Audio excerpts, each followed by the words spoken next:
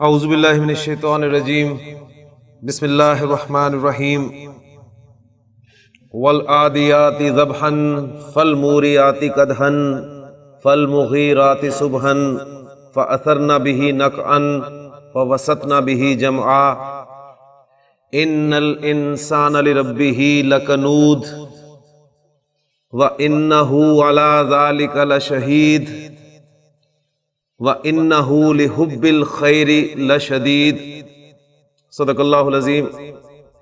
رب اشرح لی صدری ویسر لی امری واحلل عقدۃ من لسانی یفقہوا قولی رب یسر ولا تعسر وتمم بالخیر آمین یا رب العالمین۔ سورۃ العادیات کی 8 آیات میں نے آپ کے سامنے تلاوت کی ہیں۔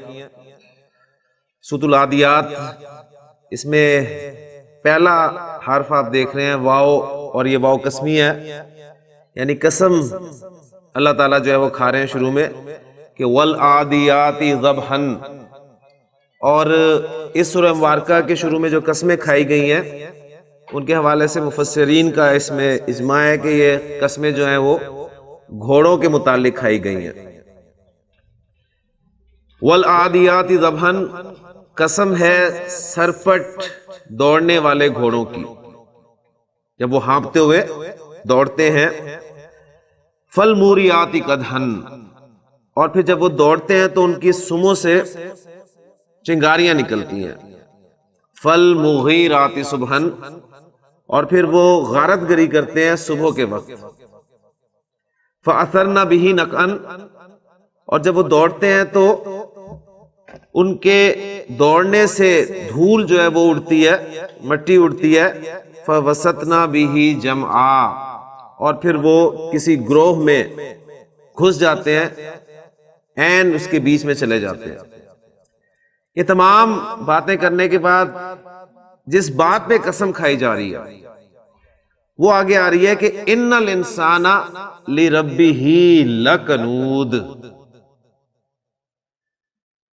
اب دیکھیں، کل جو ہم نے سبق پڑھا تھا کہ جملہ اسمیہ میں آپ زور پیدا کرنا چاہتے ہیں انا استعمال کریں، ڈبل زور لانا چاہتے ہیں تو لام کو بھی استعمال کریں، اور مزید زور پیدا کرنا چاہتے ہیں تو قسم کھائیں۔ جیسے اس کی بہترین ایگزامپل آپ کے سامنے سورۃ العصر کی صورت میں آئی تھی کہ والعصر ان الانسان لفی خسر، زمانے کی قسم، یعنی ایک پہلے کسی بات پہ کسی چیز پہ قسم کھائی جائے گی اور اس کے بعد جس بات پہ قسم کھائی جائے گی اس کو بیان کیا جائے گا۔ تو کس بات پہ قسم کھائی گئی کہ تمام انسان ایک بہت بڑے خسارے میں ہے۔ تو یہاں بھی جن کی قسم کھائی گئی وہ شروع میں آ گئے، اور کس بات پہ قسم کھائی گئی کہ ان الانسان لربہ لکنود، یقیناً انسان تو اپنے رب کا بڑا ہی ناشکرا ہے۔ قرآن مجید کے اولین مخاطب عرب ہیں، اور اللہ تعالیٰ نے عرب کو جو باتیں سمجھائی ہیں وہ ان کے مشاہدے کی چیزوں کے حوالے سے ہی سمجھائی ہیں۔ عرب کو آپ دیکھیں گے جو مثالیں قرآن نے دی ہیں، مثلا قرآن نے انہیں شرک کتنی خوبصورت ایگزامپل دے کے سمجھایا کہ الذین تدعون من دونہ یا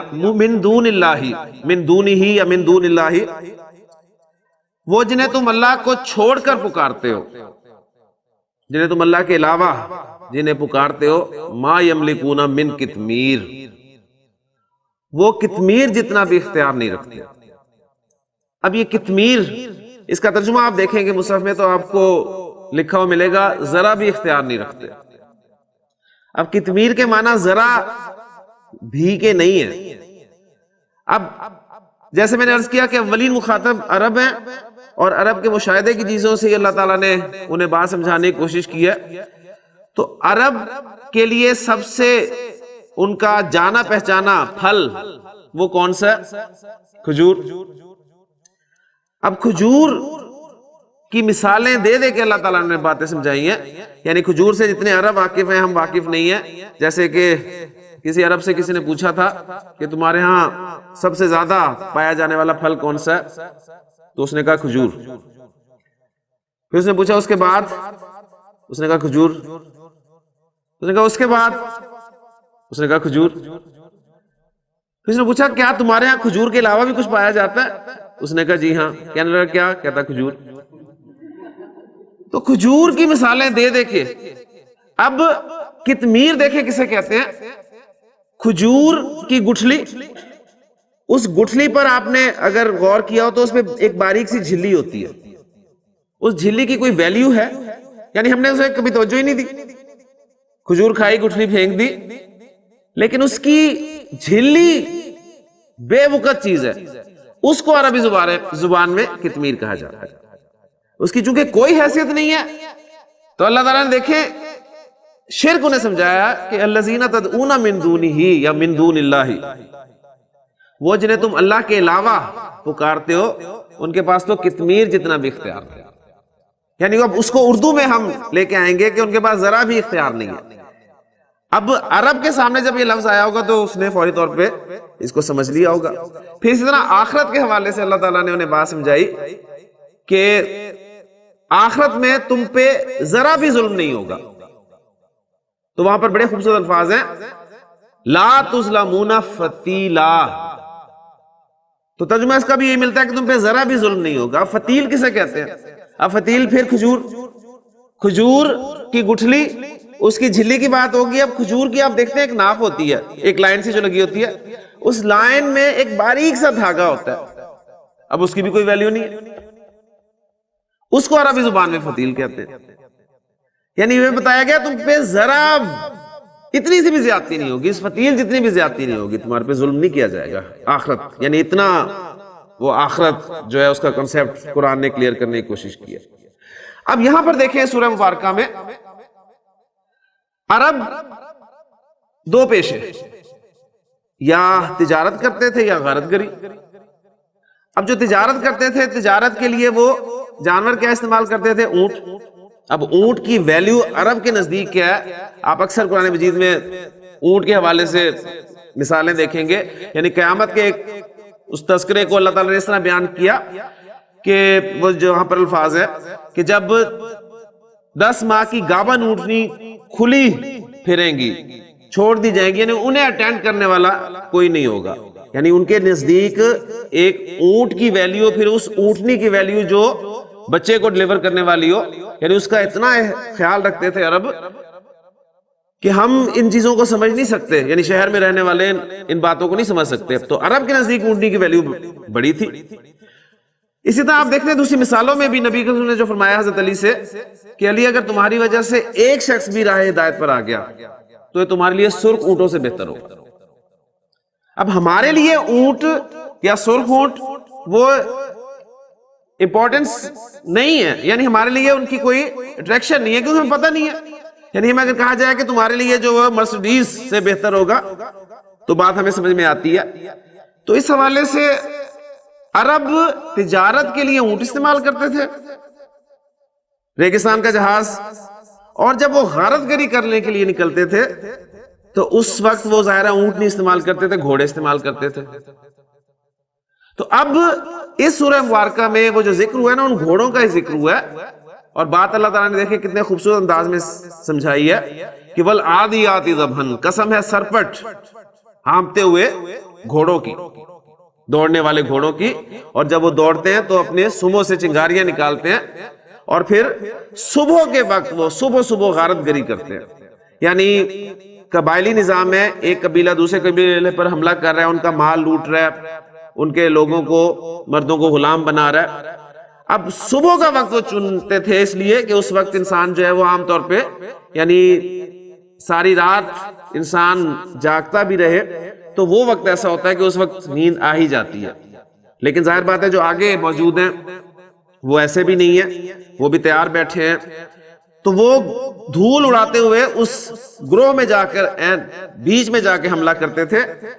تو اب وہ جو ریزسٹ کر رہے ہیں آگے سے، وہ تیر چلا رہے ہیں، تلواریں ہیں ان کے پاس، نیزے ہیں ان کے پاس، اب وہ جوابی کاروائی کر رہے ہیں. اب انسان جو ہے وہ اونٹ اسے گھوڑے کو کھلاتا ہے، اسے سردی سے بچاتا ہے، اسے دھوپ سے بچاتا ہے، یعنی اس کا خیال رکھتا ہے. اور اس کے بدلے میں وہ اسے کیا چاہتا ہے کہ یہ میری بات مانے. اب گھوڑے پر وہ دوڑ رہا ہے، تو اب گھوڑا آگے اس گروہ کو دیکھ کر اگر وہاں پر جانے سے انکار کر دے اور کہہ دے کہ جی میری تو ان سے کوئی دشمنی نہیں ہے، میری تو ان سے کوئی لڑائی نہیں ہے، تمہارا مسئلہ ہے، تم جاؤ لڑو. لیکن دیکھیں گھوڑا جو ہے وہ مالک کے اشارے پر اس جتھے میں گھستا ہے، اسے تلوار بھی لگتی ہے، تیر بھی لگتا ہے، گھوڑے مرتے بھی ہیں، لیکن وہ ایک جانور ہو کر اپنے مالک کے لیے اپنی جان بھی داؤ پر لگا دیتا ہے. یہ گھوڑے کی وفاداری اس حوالے سے کہ وہ جانتا ہے کہ یہ میرا مالک ہے، یہ میرا مالک ہے، مالک کے اشارے پر اپنی جان بھی جو ہے وہ قربان کرنے کے لیے تیار ہو جاتا ہے. اب یہ تمام باتیں کر کے قسم کس پہ کھائی جا رہی ہے؟ ان الانسان لربہ لکنود، انسان تو اپنے رب کا بڑا ہی ناشکر ہے. اس جانور کو دیکھے کہ وہ جانتا ہے کہ یہ میرا مالک ہے، خالق نہیں ہے، لیکن اس کے لیے وہ اپنی جان تک جو ہے وہ دے دیتا ہے. لیکن انسان جو ہے وہ اپنے رب کا بڑا ہی ناشکر ہے. وَإِنَّهُ عَلَىٰ ذَلِكَ لَشَهِيدٌ، اور ایسی بات نہیں ہے کہ اسے پتہ نہیں ہے، اس پہ وہ خود گواہ بھی ہے. کیوں جی ہم اپنے رب کے کتنے ناشکر ہیں، کیا ہمیں پتہ نہیں ہے؟ ہمیں پتہ ہے. ہم اس کوئی ایسا نہیں ہوگا جو کہہ جی ہمیں تو پتہ نہیں ہم ناشکر ہیں. ہم کہاں ناشکری کرتے ہیں، کتنی ناشکری ہے جو ہم کرتے ہیں. تو اس پہ خود گواہ بھی ہے. اور پھر گھوڑا تو جان بھی دے رہا ہے، لیکن اس کا حال یہ ہے کہ وَإِنَّهُ لِحُبِّ الْخَيْرِ لَشَدِيدٌ، مال کی محبت کا تو یہ بڑا ہی شدید ہے. مال کی محبت تو اس کے اندر بہت زیادہ پائی جاتی ہے. تو افلا یعلم اذا بعثر ما فی القبور، تو کیا اسے پتہ نہیں ہے، کیا یہ نہیں جانتا کہ جب قبریں تلپٹ کر دی جائیں گی، یعنی قبریں ادھیڑ دی جائیں گی، وَحُصِّلَ مَا فِي الصُّدُورِ، اور جو سینوں میں ہے وہ حاصل کر دیا جائے گا، ظاہر کر دیا جائے گا.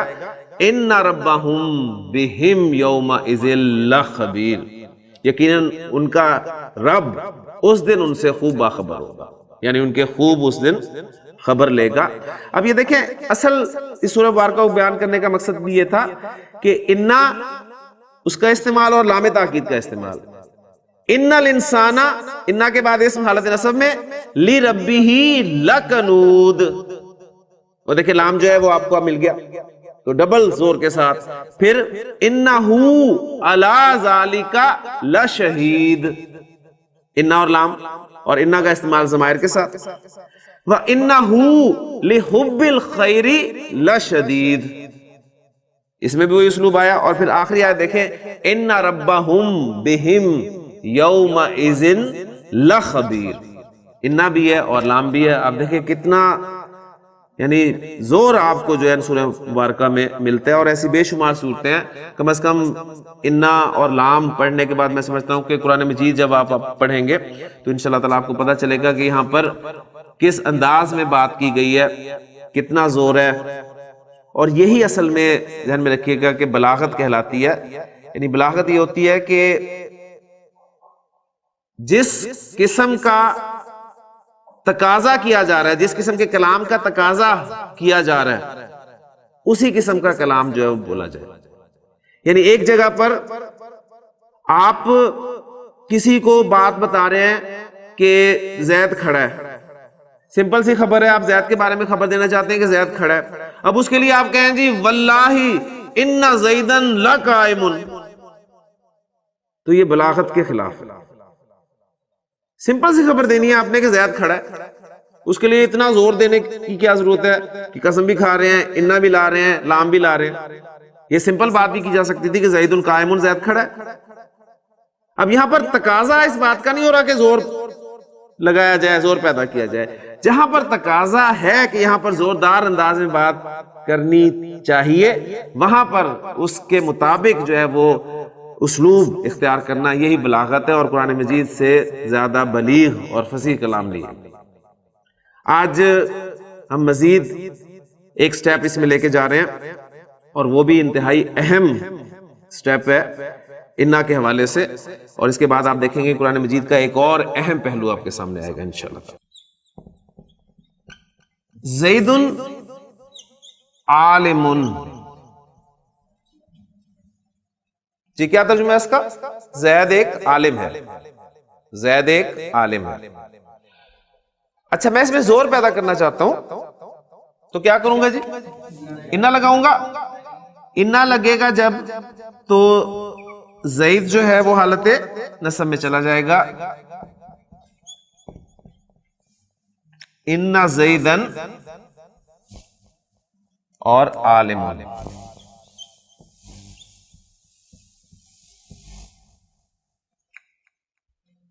ٹھیک ہو گیا؟ اچھا اب انا کے بارے میں آپ پڑھ چکے ہیں کہ اس نے مبتدا کو حالت نصب میں لے کے جانا ہے اور وہ لے کے جا رہا ہے۔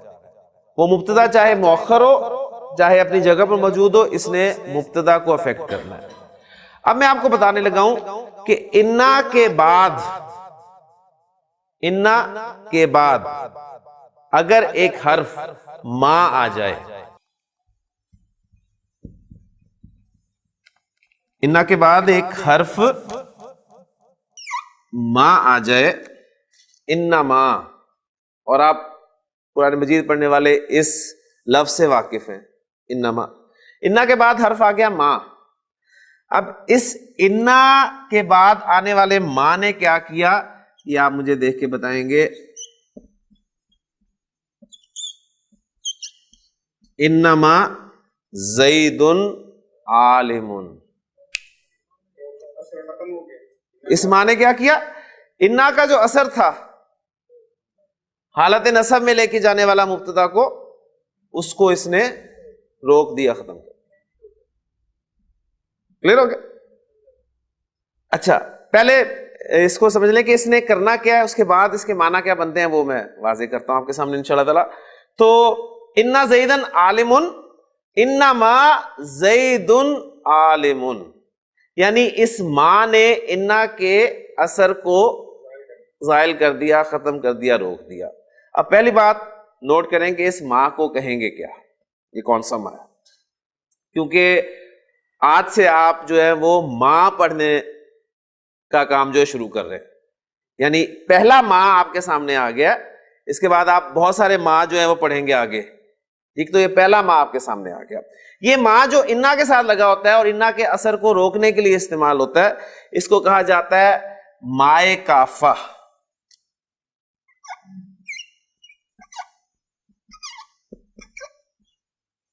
کفہ یا کفو کے معنی ہوتے ہیں روکنا، ٹھیک ہے؟ تو ہاں جی، تو کافہ روکنے والی، یعنی ماں، اور حروف جو ہے یہ چونکہ مؤنث شمار ہوتے ہیں اس لیے اس کے حوالے سے مائے کافہ ایسے کہا جاتا ہے، یعنی روکنے والی ماں، ٹھیک؟ یعنی کس کو روکنے والی؟ انا کے اثر کو روکنے والی ماں۔ کلیئر ہو گیا؟ اب آتے ہیں جی اس کا ترجمہ کیا بنے گا۔ انما زید عالم، انما گرامر والے کہتے ہیں کہ یہ کلمہ حصر کہلاتا ہے، کلمہ حصر۔ تین لفظ نوٹ کر لیں، حصر، کسر اور تخصیص۔ حصر، کسر، تخصیص، ان تین الفاظ کے ایک ہی معنی ہے، ان تینوں الفاظ کے ایک ہی معنی ہے۔ اب وہ معنی کیا ہے؟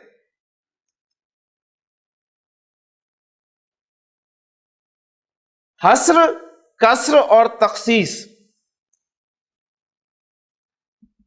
یہ کہتے ہیں ایک چیز کو دوسری چیز کے ساتھ خاص کر دینا، ایک چیز کو دوسری چیز کے ساتھ خاص کر دینا، ایک چیز کو دوسری چیز میں بند کر دینا،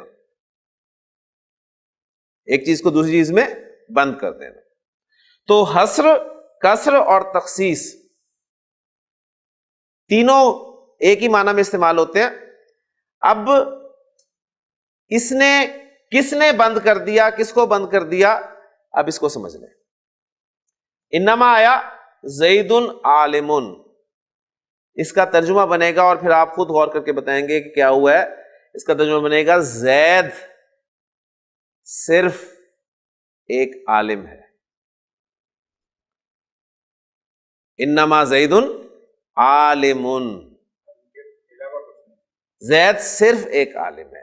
اس میں اصل میں یہ ہوتا ہے مخاطب کے اعتبار سے. مخاطب جو ہے وہ زید کو سمجھ رہا تھا کہ وہ عالم بھی ہے اور وہ مفتی بھی ہے. ٹھیک ہے. آپ نے انما استعمال کر کے انما زید عالم، اس کے مفتی ہونے والا جو ہے وہ ختم کر دیا اور اس کو یعنی مخصوص کر دیا عالم کے ساتھ. میں کہا زید صرف ایک عالم ہے، یعنی اور کچھ نہیں والی بات نہیں کریں گے ذہن میں، اس لیے کہ زید انسان بھی تو ہے.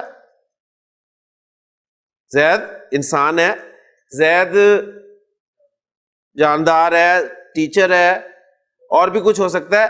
لیکن یعنی وہ مخاطب کے ذہن میں جو دو باتیں تھی نا کہ زید مفتی بھی ہے اور عالم بھی ہے، آپ نے یہ جملہ بول کر یعنی انما لا کر اس کے ایک خیال کو جو ہے وہ دور کر دیا اور آپ نے یعنی زید کو بند کر دیا علم میں. ٹھیک ہے نا. یعنی اس وقت جو مخاطب کے ذہن میں جو دو چیزیں تھی کہ زید عالم بھی ہے اور زید مفتی بھی ہے، تو آپ نے کہا کہ نہیں، زید انما زید عالم، زید صرف ایک عالم. جیسے آپ مجھ سے سوال کرتے ہیں، آپ مجھ سے پوچھ لیتے ہیں، فقہ کے سوال پوچھنے شروع کر دیتے ہیں. ٹھیک ہے. تو میں آپ سے کہوں گا انما انا مدرس، انما انا مدرس، میں صرف ایک مدرس ہوں، یعنی میں مفتی نہیں ہوں. آپ نے مجھے مفتی سمجھ کے میں سے سوال کیا نا فقہ کا، بات فالو کر رہے ہیں نا. تو میں نے انما انا مدرس کہہ کے کلیئر کر دیا کہ میں صرف ایک مدرس ہوں. تو یہ انما جو ہے یہ حصر کے لیے استعمال ہوتا ہے، یہ کسر کے لیے استعمال ہوتا ہے، یہ تخصیص کے لیے استعمال ہوتا ہے. کلیئر ہو گیا. اور یہ بہت اہم چیز ہے، آپ کو قرآن مجید میں بہت جگہ پر ملے گا یہ. ہاں، جیسے ابھی ایگزامپلز میں آپ کے سامنے رکھتا ہوں. تو پہلا کام آپ نے یہ کرنا ہے کہ اس مائے کافہ کا آپ نے جو ہے وہ کام نوٹ کیا. یہ کیا کرتا ہے؟ انا کے ساتھ استعمال ہوا اور اس نے انا کے اثر کو روک دیا. اچھا، کچھ لوگ کہتے ہیں کہ یہ انما ایک ہی لفظ ہے، یعنی اس میں یہ دو جوڑنے کی ضرورت نہیں ہے، بس ایک کلمہ حصر کے طور پہ استعمال ہوتا ہے. لیکن زیادہ جو آپ دیکھیں گے کہ انا کے ساتھ یہ ما لگتا ہے اور یہ اس انا کے اثر کو جو ہے وہ ختم کر دیتا ہے، روک دیتا ہے. اب میں مزید اس کی ایگزامپلز آپ کے سامنے لے کے آتا ہوں. الاعمال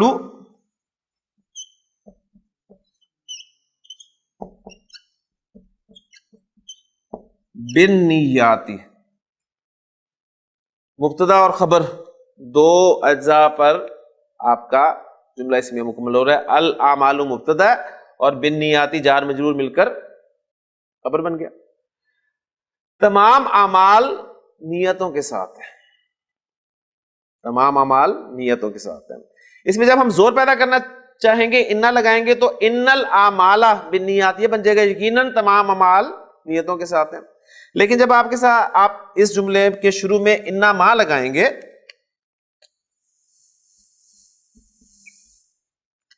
تو یہ دیکھیں آپ جو مبتدا ہے الاعمال وہ حالت رفع میں رہے گا، انما الاعمال بالنیات.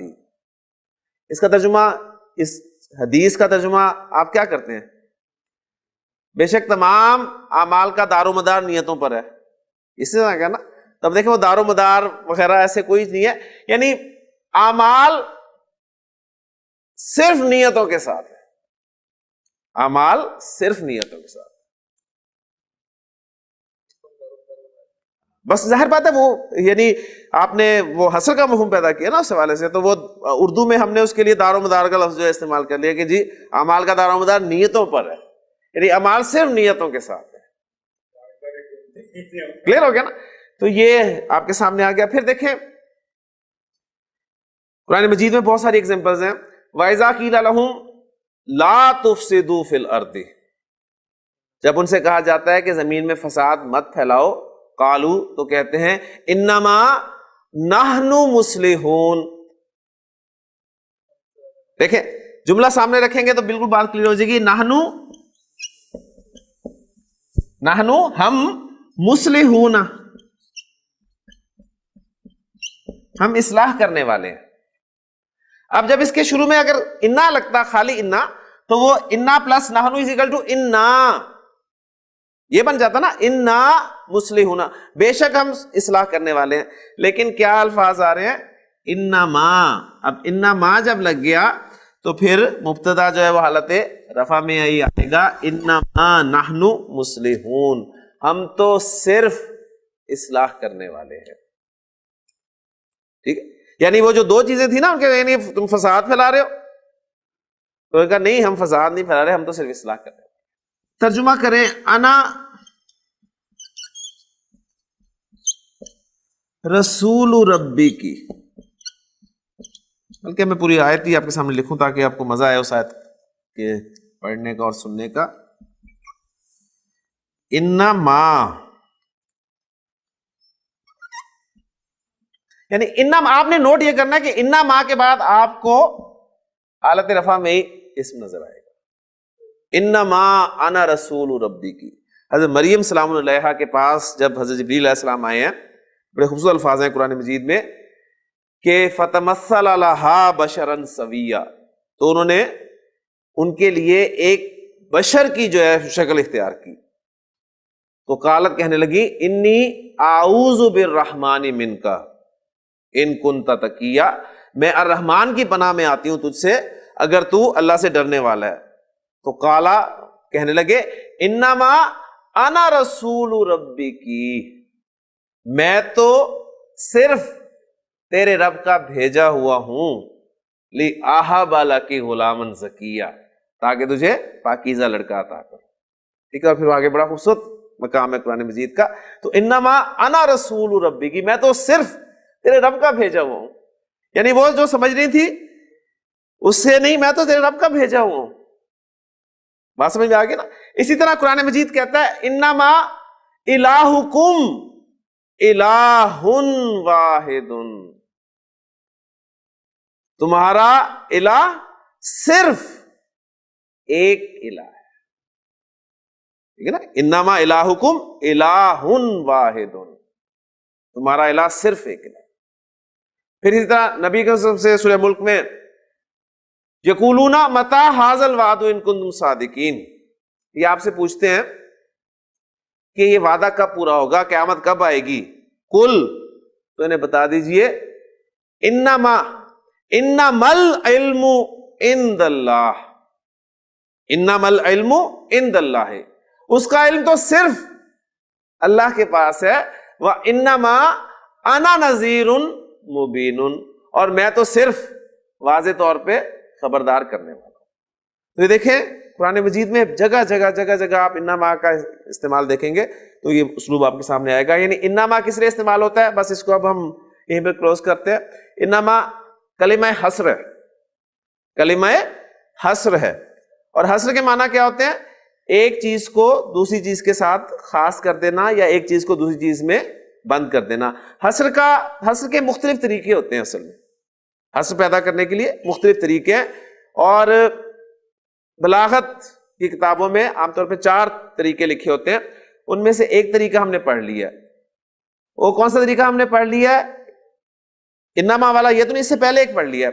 یعنی وہ جو ہم نے مقدم کیا تھا نا، اس سے بھی حصر کا مفہوم پیدا ہوتا ہے. لہو ملک السماوات والارض، آسمان و زمین کی بادشاہت صرف اللہ کی ہے، اللہ ہی کی ہے. یعنی اب اس حصر کے لیے ہم اردو میں جو الفاظ استعمال کرتے ہیں وہ ہی کا لفظ استعمال کر لیا، صرف کا لفظ استعمال کر لیا، تو کا لفظ استعمال کر لیا.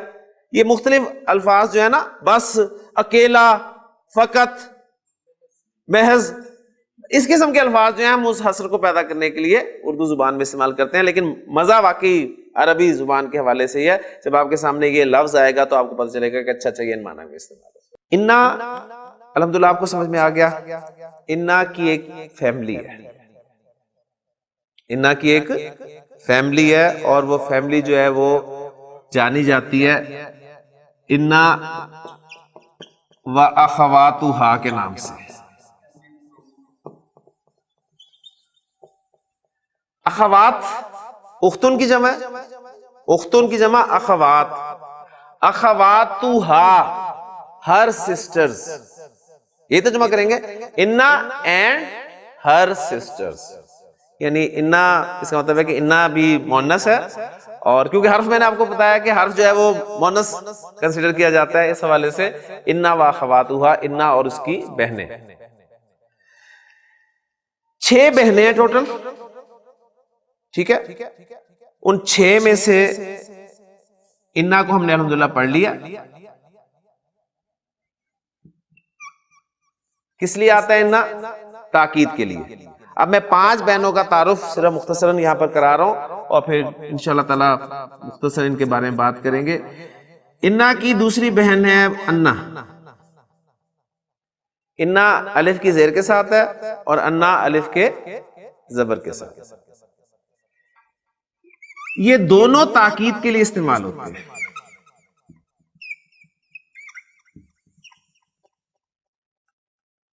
تاکید کے لیے۔ تیسرا کا انا،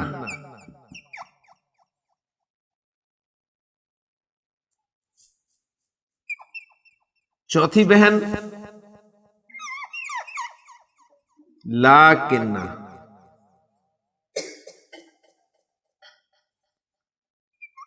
پانچویں لا اللہ، اور چھٹی لیتا۔ یہ 6 آپ کو حروف یاد ہونے چاہیے۔ انا پہ ہم نے بہت ٹائم لگایا، تفصیل سے نے اس لفظ کو پڑھا، اس کے بارے میں بہت ساری ڈیٹیلز ہمارے سامنے آ گئی ہیں۔ انا میں فرق کیا ہے؟ الف کی زیر زبر کا فرق ہے، اور دونوں کے سامنے میں لکھا ہے کہ تاکید کے لیے استعمال ہوتا ہے۔ ٹھیک ہو گیا؟ کأنا، لاکنہ، لا اللہ اور لیتا، یہ کس لیے استعمال ہوتے ہیں اس پہ انشاءاللہ تعالیٰ اگلے لیکچر میں بات کریں گے۔ ابھی صرف میں آپ کے سامنے انا اور انا کا فرق جو ہے وہ رکھنا چاہتا ہوں۔ دونوں تاکید کے لیے استعمال ہوتے ہیں۔ مثلا ایک جملہ آپ کے سامنے لکھتا ہوں تو بات بالکل کلیئر ہو جائے گی۔ میں کہتا ہوں محمد رسول اللہ، کیا ترجمہ کریں گے جی؟ محمد صلی اللہ علیہ وسلم اللہ کے رسول ہے۔ میں اس جملے کے شروع میں انا لگاتا ہوں کہ واقعی محمد صلی اللہ علیہ وسلم، بے شک محمد صلی اللہ علیہ وسلم، یقیناً محمد صلی اللہ علیہ وسلم اللہ کے رسول ہیں۔ انا لگا، انا نے مبتدا کو نصب میں تبدیل کر دیا، انا محمدن رسول اللہ۔ جی محمد رسول اللہ، محمد صلی اللہ علیہ وسلم اللہ کے رسول ہیں، بے شک محمد صلی اللہ علیہ وسلم اللہ کے رسول ہیں۔ انا لگایا، انا کی وجہ سے مبتدا حالت نصب میں چلا گیا۔